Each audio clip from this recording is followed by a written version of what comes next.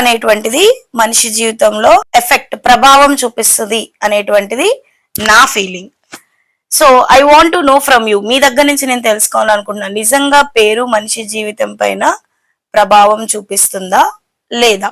నేను ఎందుకు ఎస్ అన్నాను అంటే, నా పేరు క్రాంతి. క్రాంతి అంటే ఏంటంటే రెవల్యూషన్, ప్రత్యక్షత, లేదు అంటే విప్లవం అని అర్థం. విప్లవం అంటే ఏంటి? జనరల్ గా వాళ్ళకు ఉన్నటువంటి ఏదైనా కోరికలు తీర్చబడడానికి, ఏదైనా ఎజెండా ఫుల్ఫిల్ అవ్వడం కోసం వాళ్ళు పోరాటం చేస్తూ ఉంటారు. సో ఆ పోరాటాన్నే విప్లవం అంటూ ఉంటారు. సో ఈ విప్లవంలో కొన్నిసార్లు వాళ్ళు సక్సెస్ అవుతారు, కొన్నిసార్లు వాళ్ళు ఫెయిల్యూర్ అవుతారు. సో ద సేమ్ వే నేను కూడా నా లైఫ్ లో ఏది కూడా నాకు ఈజీగా దొరకలేదు.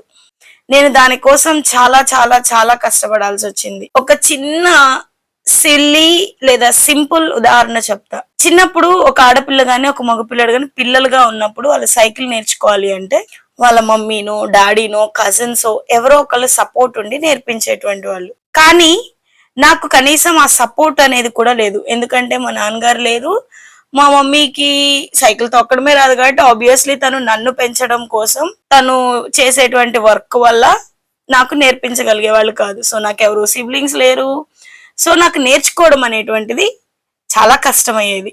కానీ నేను దాన్ని ఎలా అయినా నేర్చుకోవాలనే ఆసక్తితో నేను ఒక పోరాటం లాగే ఎవ్రీ సండే సైకిల్ ని నేను రెంట్ కి తీసుకోవడం అండ్ ఏదైనా ఒక స్లాప్ ఏరియాని చూసుకొని ఆ పైనకి ఎక్కి అది దిగేటప్పుడు సెకండ్ లెగ్ పెట్టడానికి ట్రై చేయడం. ఇట్ వాజ్ మీకు సిల్లీగా అనిపించవచ్చు, బట్ డెఫినెట్లీ సిల్లీగా అనిపించిన సైకిల్ నేర్చుకోవడానికి కూడా నేను చాలా కష్టపడ్డా.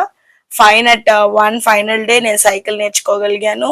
బైక్ అదంతా సెకండరీ. సో ఇలాంటి విషయాలు చిన్న చిన్నవి కలిపి చాలా పెద్ద విషయాలతో సహా అది నా ఎడ్యుకేషన్ అయినా అవ్వచ్చు, ఏదైనా అవ్వచ్చు. సో నేను పోరాడుతూనే వచ్చాను.